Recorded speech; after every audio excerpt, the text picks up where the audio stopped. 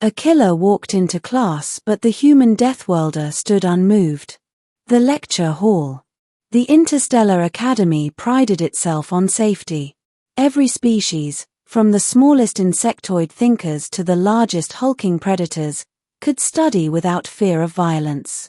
Security was absolute. Or so we believed. I was in my second year, seated near the back of the lecture hall, when everything shattered. The doors crashed open. A figure stepped in, tall, cloaked, movements too smooth to be anything but deliberate. I recognized them at once, a Veya assassin. The Veya were mercenaries, killers for hire. Their mere presence was a violation of every Accord treaty. Their reputation was worse, they never left witnesses. Panic spread instantly. Dozens of cadets bolted for the exits. Instructors shouted warnings. I froze in place, heart hammering. But one student did not move. The human cadet. His name was Daniel Holt. To us, he was an oddity, one of the first humans admitted to the academy. He was shorter than most, broad-shouldered, his face scarred with the faint marks of a life on a death world. He spoke rarely, observed often. Where others carried datapads, Daniel carried a small knife on his belt. Not standard issue, not ceremonial, just practical. Now, as the assassin entered, Daniel didn't flinch. He didn't even rise from his seat. He simply watched. The Veya's glowing eyes scanned the room. Their voice rasped, metallic and cold. One of you has been marked. The rest do not matter. The hall went dead silent. I pressed myself against my seat, praying not to be noticed. But Daniel leaned back, arms crossed, as if this were a mildly boring interruption. The confrontation. The assassin moved down the aisle, steps silent, blades flickering from their wrists. Every cadet they passed shrank away. When they reached Daniel's row, he finally stood. Not hurried. Not fearful. Calm. You're in the wrong place, he said flatly. The assassin tilted their head.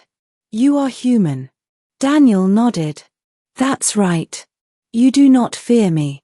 Should I? His tone was almost amused.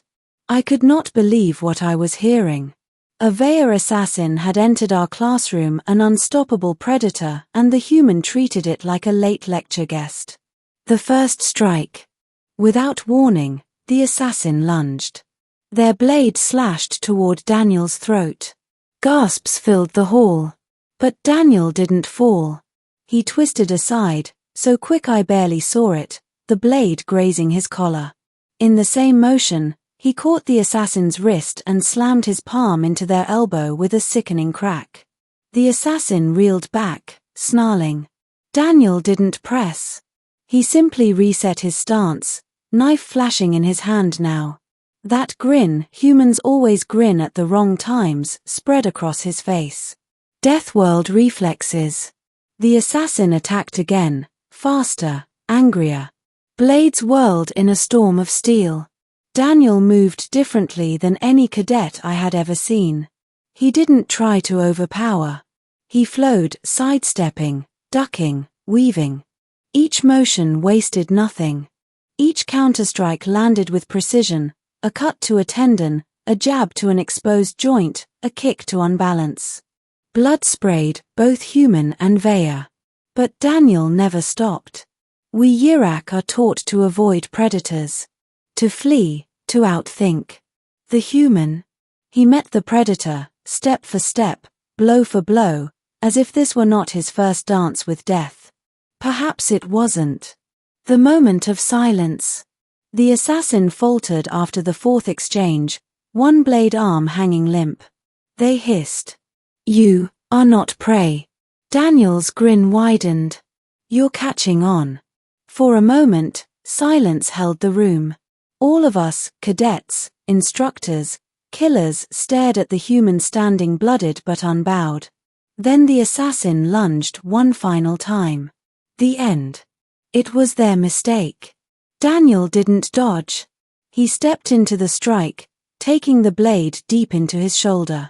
He grimaced, but his knife found the assassin's throat in the same instant. A quick, brutal slash. The Veya staggered, gurgled, collapsed. Daniel yanked the blade from his own shoulder, blood pouring freely. He pressed his palm to the wound, breathing hard, but still he was standing.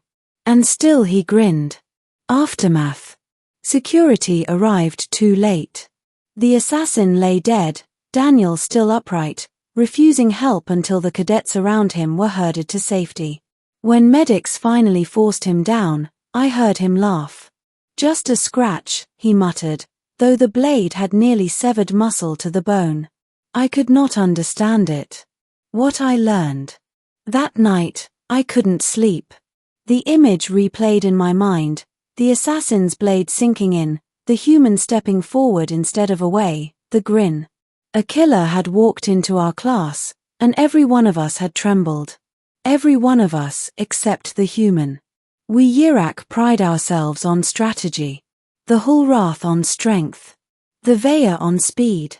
But humans are something else entirely. They do not fear killers. They meet them. They bleed, they break, and they keep standing. And they grin, as if pain itself is just another class they've already passed.